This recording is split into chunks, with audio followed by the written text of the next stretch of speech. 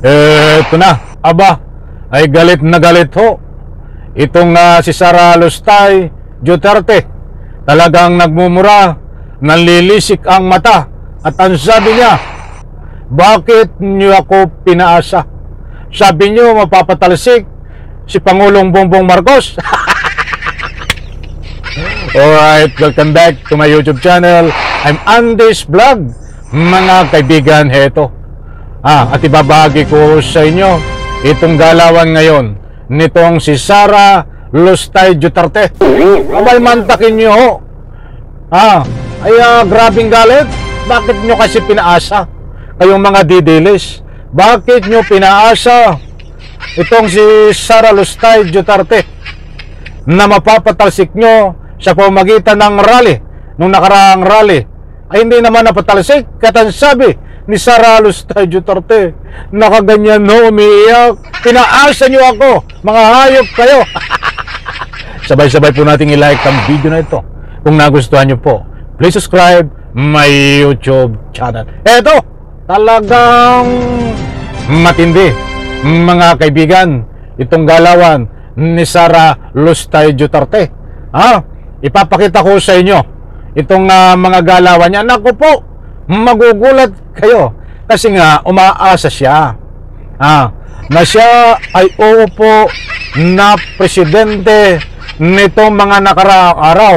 May nakuha nga tayong balita, impormasyon. Ito ay bihis na nakabarong pambabae dahil siya nga ay nangangarap na uupo na sa Malacanang at maagaw ang Malacanang sa ating mahal na Pangulo, Pangulong Bongbong Marcos. Datapuat sa puntong ito ay wala ho, sablay ho. Sablay, mga kaibigan. Kaya umiiyak si Sara Lustay Duterte. Kaya nga galit na galit eh. Pinaasa nyo eh.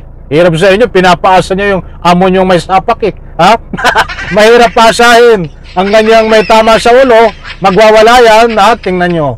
Anong sabi niya? Mga hayop kayo.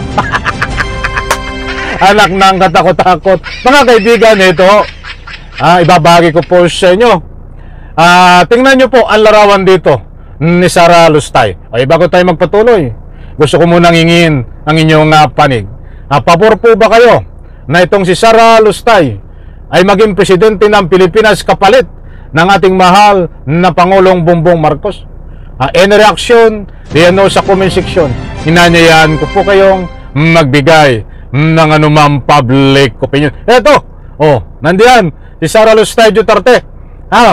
Nasaan nyo nakaganon yung kamayo? Tumutulo ang luha. Tumulo na ang luha sa aking mata. Ay, ari na. Bigyan nyo ito ng candy. Para tumigil kayo iyak. Babasahin ko ang nilalaman. Ito, pinaasa nyo lang ako, mga hayop. Abay kami tao. Sa bagay, hindi naman kami ang sinasabihan nyo. Ang sinasabihan ng hayop ay yung kanyang mga tagasunod na nabudol. Maliwanag, pinaasa nyo lang ako, mga hayop. Galit na galit. Tingnan nyo ang itsura, mga kaibigan. Hindi ba kayo naawa dito? Iyak ng iyak dahil pumalpak nga di ba? Yung plano niya na uupo siya na magiging presidente na ay pumalpak ko. Hindi yun nangyari dahil pinagtabuyan ito ng mga kapatiran ng INC. Hinarang mga kaibigan. Muli kong ulitin, pinaasa nyo lang ako, mga hayop. Anak ng katakot-takot. Talagang babasa tayo ng anumang public opinion dito. Kaya ang dami nagbibigay ng anumang public opinion. Bakit nyo naman kasi pinaasa si Sara Lustay? Tingnan nyo ang mukha, hindi maipinta, parang batang ulol. Ay hindi ako may sabi niyan na parang batang ulol. Ako'y nagbabasa lang ng anumang public opinion. Gusto kong makabasa dito nang ikangay purihin man lang itong si Sara Lustay Duterte. Wala puro laban sa kanya diba? Eto pa, kailangan niya dalhin na sa sa Mandaluyong. Bakit naman sa Mandaluyong? Ano ang mayroon sa Mandaluyong? mga kaibigan. No, ito pa. Andali lang, oh. Bibigyan po natin ng daan na basahin ng inyong mga public opinion. Dahil karapatan nyo ho na magbigay ng anumang public opinion. Parang batang umiiyak na ubusan ng candy at tinapay. Anak ng katakot-takot. Huwag nyo naman ganyanin. Ang vice presidente nyong tamad. Tamad na nga, umiiyak pa. Oh, palakpakan nga po natin ito.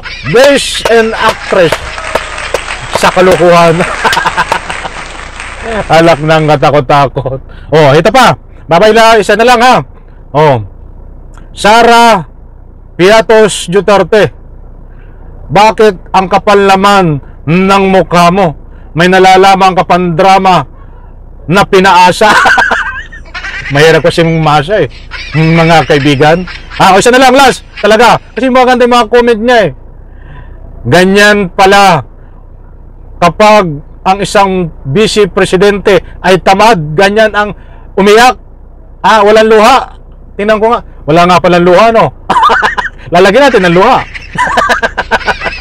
Anak ng katakot-takot. Mga kaibigan, hindi ho tayo nagpapakalat ng naman fake news. Tayo ay mayroon pong batayan. Dahil hindi naman po lingid sa inyong kalaman na itong si Sara Maulustay Duterte ay nung makarang araw ho ay proud na proud po siya. Laging smile sa harap ng camera.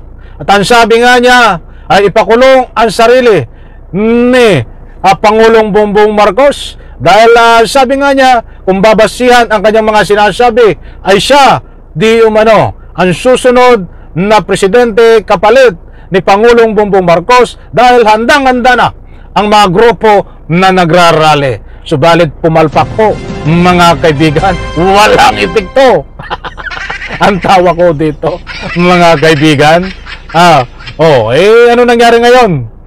Diyan po sa comment section, karapatan nyo magbigay ng anumang public opinion. Inanyayahan ko kayo. Dahil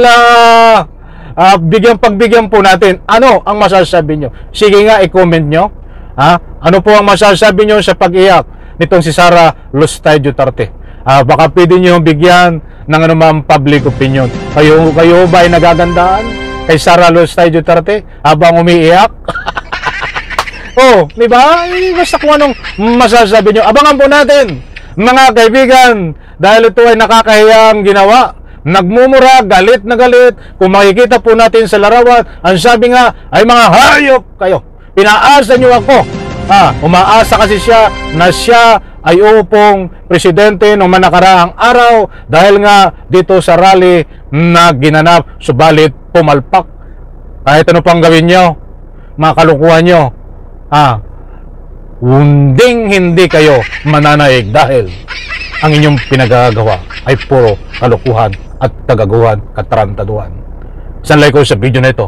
Maraming salamat, pagpalain po tayo lahat. Huwag pong kalimutan, magbigay po ng anumang public opinion kapag mayroon ngayong pagkakataon. At syempre, huwag din kalimutan isanlay ko sa video na ito. Muli po, maraming salamat. Bye-bye. Palakpakan.